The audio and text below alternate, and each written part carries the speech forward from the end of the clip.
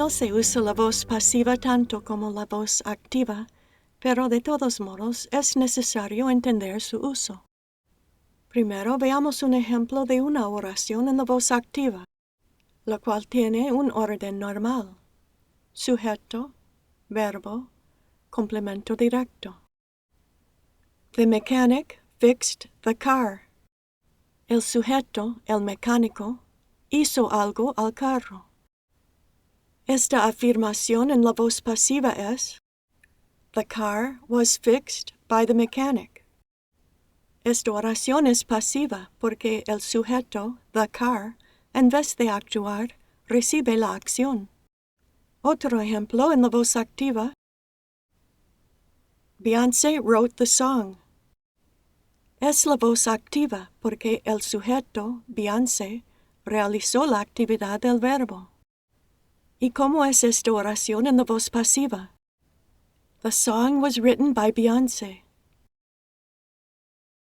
Hay un patrón sencillo para la estructura de la voz pasiva. El sujeto, más el verbo ser conjugado, más un verbo en participio, más por algo o alguien. Se usa esa misma estructura en inglés. El sujeto, más el verbo to be conjugado, más un verbo en participio, más by, un agente de la acción. Muchas veces no se incluye un agente de la acción. Por ejemplo, the child was found. Si se incluye el agente de la acción, se utiliza la preposición by. The child was found by a neighbor. Esta oración en la voz activa sería: A neighbor found the child. Estas dos frases nos dan la misma información. En la oración activa se da más importancia a quien realizó la acción, a neighbor. En la oración pasiva es más destacado the child. En la voz pasiva, el verbo que se conjuga es to be, que funciona solamente como auxiliar. Se expresa la voz pasiva en todos los tiempos al cambiar nada más que el verbo be. The child was found.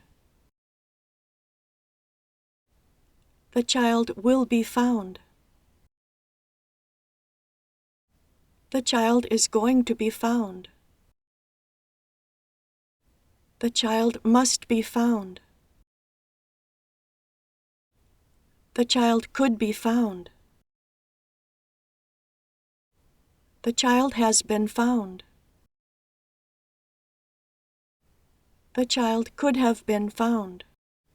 Y así en todos los tiempos.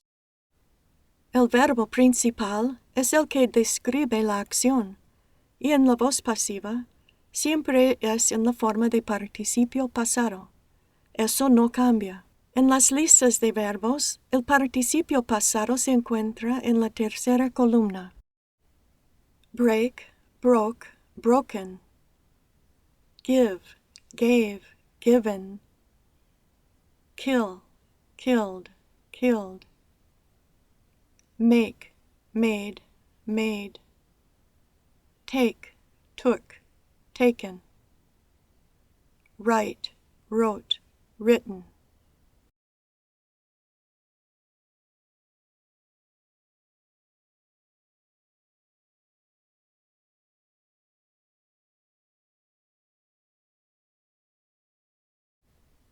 El verbo principal tiene que ser un verbo de acción. Verbos como be, become y seem no expresan acción y no tienen forma pasiva.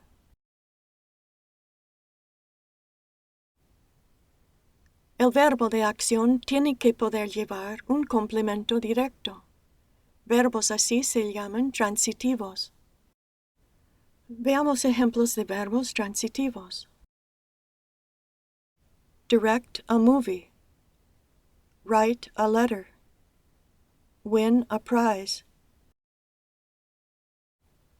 Hay verbos de acción que no llevan un complemento directo.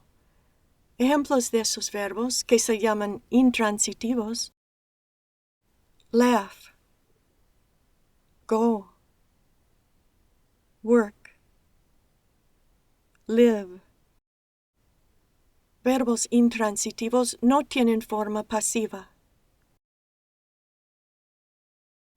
Es importante que tenga sentido el uso pasivo del verbo principal.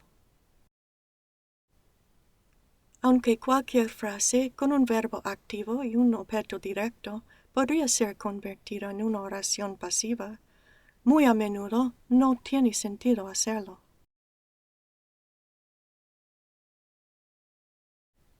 Entonces, veamos cuándo tiene sentido usar la voz pasiva en inglés. Es casi siempre mejor usar la voz activa, porque es más clara y concisa, pero hay veces cuando por algún motivo conviene más usar la voz pasiva. Se puede usar la voz pasiva si el sujeto en la oración activa es menos importante que el complemento. The fire destroyed a valuable painting. La información importante es que un cuadro valioso fue destruido. Es mejor usar la voz pasiva. A valuable painting was destroyed by the fire. Es común usar la voz pasiva cuando no se sabe quién lo hizo. Someone stole my car. Como no se sabe quién lo robó, suena mejor en inglés usar la voz pasiva. My car was stolen.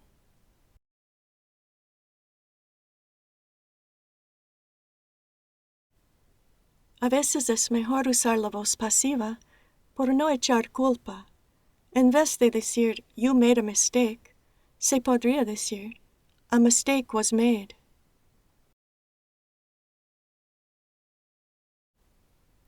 Si el sujeto es claro o si no tiene importancia, no falta mencionarlo.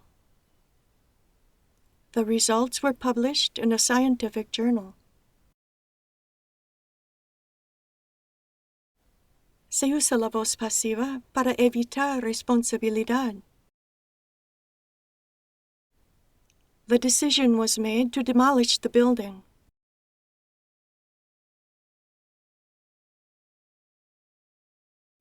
En la escritura científica o técnica. Much research has been done on this subject. En lenguaje periodística.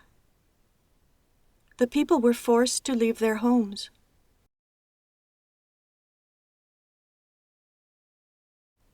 En los anuncios. Passengers are reminded to fasten their seatbelts. To be born. En español se habla del nacimiento en la voz activa. El bebé nació ayer. No hay cómo decir eso en la voz activa en inglés. Estamos obligados a usar una oración pasiva. The baby was born yesterday. Born es el participio pasado del verbo to bear. Bear, bore, born. Entonces, to be born se traduce literalmente a ser parido. Pero es muy raro el uso de to bear para decir dar a luz. Es mejor usar la expresión to give birth.